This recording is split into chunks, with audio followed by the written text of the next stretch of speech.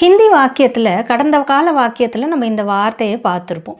தா, தீ, தே இந்த வார்த்தைகளை பார்த்துருப்போம். அப்போ எந்த இடத்துல தா, தீ, தே நம்ம எங்கே எதை யூஸ் பண்ணுறது அப்படின்னு ஒரு கன்ஃபியூஷன் வரும் இல்லையா? இதை நீங்கள் ஈஸியாக இதை ஞாபகம் வச்சுக்கணும் அப்படின்னு சொன்னால், இந்த வாஸ் வேர் நம்ம யூஸ் பண்ணுவோம் இல்லையா? எங்கே அந்த வாஸ் என்ற வார்த்தையை யூஸ் பண்ணுவோம்?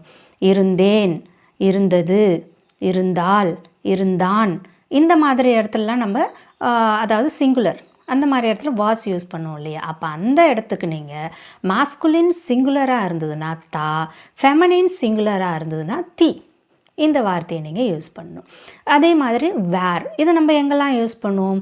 இருந்தோம், இருந்தீர்கள், இருந்தார்கள், இருந்தன இந்த மாதிரி ப்ளூரல் சென்டென்ஸ்க்கெலாம் நம்ம இந்த வார்த்தையை யூஸ் பண்ணுவோம். அப்போ அந்த மாதிரி இடத்துலலாம் நீங்கள் வேர் எங்கெல்லாம் யூஸ் பண்ணுறீங்களோ அந்த மாதிரி இடத்துல மாஸ்குலின் ப்ளூரலாக இருந்ததுன்னா தே, அதுவே ஃபெமனைன் ப்ளூரலாக இருந்ததுன்னா தீன், அதாவது டாட் இருக்கும் அந்த தீன் இந்த வார்த்தையை வச்சு நீங்கள் சென்டென்ஸ் மேக் பண்ணலாம், பேசலாம்.